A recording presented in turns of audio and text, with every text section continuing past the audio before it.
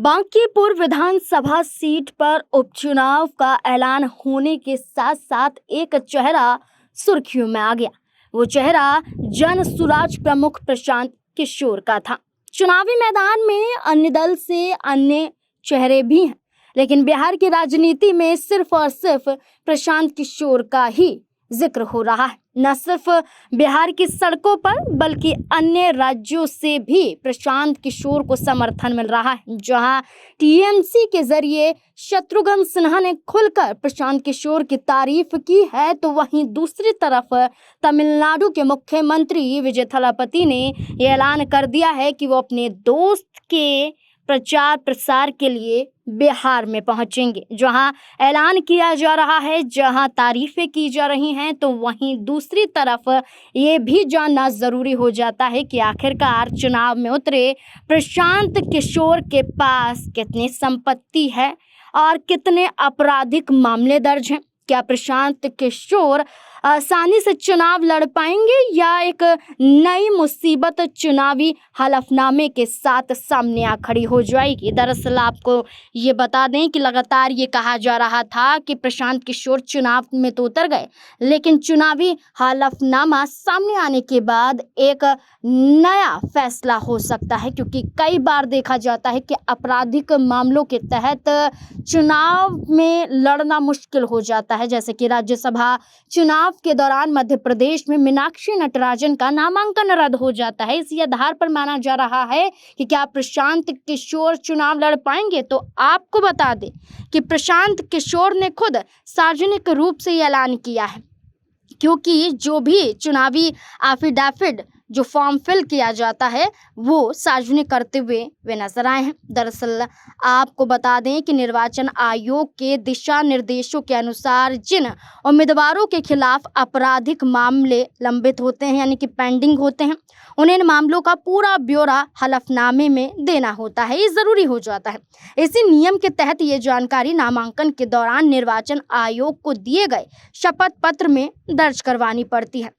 इसी आधार पर हलफनामे में प्रशांत किशोर ने खुलासा किया है कि उनके खिलाफ वर्तमान में 8 आपराधिक मामले पेंडिंग हैं, जो राजधानी पटना के विभिन्न थानों के अतिरिक्त अन्य जिलों में भी दर्ज हैं। आपको बता दें, जनसुराज की ओर से जारी फॉर्म C7 के अनुसार प्रशांत किशोर के खिलाफ दर्ज मामले गांधी मैदान सचिवालय, पीरब होर और सहरसा सदर थाना क्षेत्रों से जुड़े हैं। इसके अलावा पटना, बेतिया और मुजफ्फरपुर की अदालतों में 3 शिकायत मामले भी पेंडिंग हैं। ये मामले उन पर 31 धाराओं में दर्ज किए गए हैं। हालांकि एफिडेविट में ये भी स्पष्ट किया गया है कि 8 मामलों में अब तक किसी भी अदालत ने कोई भी आरोप तय नहीं किया है। जैसा कि शुरुआत में कहा गया कि क्या फंस सकते हैं, तो यहाँ प्रशांत किशोर को राहत मिल जाती है, क्योंकि उन पर कोई भी आरोप तय नहीं हुए हैं और ना ही प्रशांत किशोर किसी भी मामले में दोषी साबित हुए हैं। इसका मतलब ये है कि प्रशांत किशोर पर दर्ज सभी मामले फिलहाल न्यायिक प्रक्रिया में है और किसी भी मामले में अदालत का अंतिम फैसला अभी तक नहीं आया है। और इसी आधार पर प्रशांत किशोर का चुनाव में एक मजबूत पक्ष भी नजर आता है। वहीं दूसरी तरफ जहां चर्चा आपराधिक मामले की हो रही थी, तो वहीं अब संपत्ति की भी कर लेते हैं।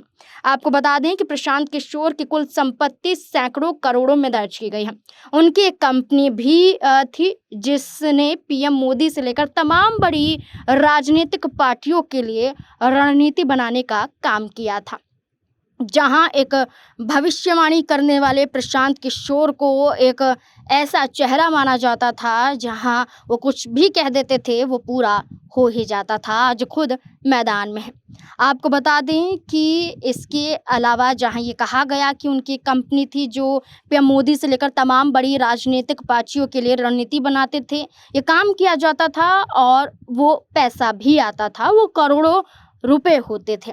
इसके अलावा कोई भी रकम सार्वजनिक रूप से यहाँ बताई नहीं गई है। इसके अलावा आपको बता दें कि ये भी कहा गया था कि कंसल्टेंसी सर्विसेज से सिर्फ 3 साल में 241 करोड़ रुपए की कमाई प्रशांत किशोर ने की थी।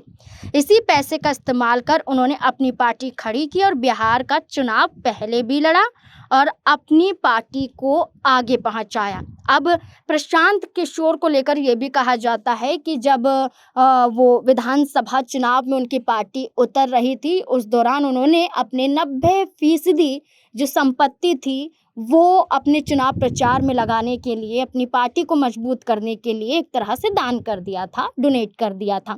वहीं अब ये कहा जा रहा है कि करोड़ों में संपत्ति तो है, जिसमें सिर्फ 241 करोड़ रुपए का जिक्र है, लेकिन यह पूरी तरह से ये बताया नहीं गया है। अब देखना होगा कि प्रशांत किशोर अपने आप को एक ऐसा चेहरा मानते हैं कि जो भी चुनाव में उतरता है उसे वो जीत दिलवा पाते हैं, लेकिन क्या खुद को जीता पाएंगे प्रशांत किशोर, ये देखना काफी दिलचस्प होने वाला है।